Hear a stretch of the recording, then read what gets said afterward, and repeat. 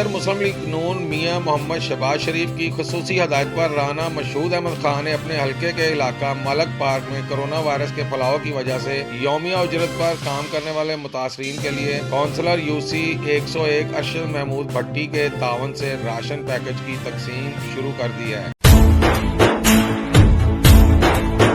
तुमने जब भी पुकारा हमें वतन, तेरे गुलशन को फिर से सजाएंगे हम।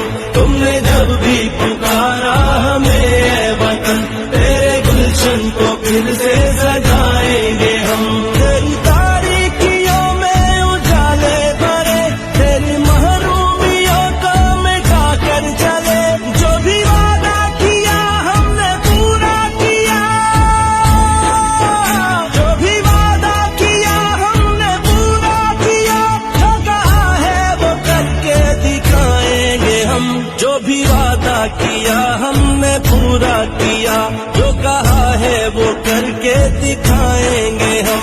तुमने जब भी पुकारा हमें ऐ वतन, तेरे गुलशन को फिर से सजाएं। मजीद उनका कहना था कि हमारी पार्टी का आज़म है कि मुश्किल की इस घड़ी में अवाम को तनहा नहीं छोड़ेंगे, अवाम के शाना बशाना कोरोना की वबा से लड़ेंगे। कैमरामैन वकार खान के साथ तनवीर सिंधु, 11 न्यूज़, लाहौर।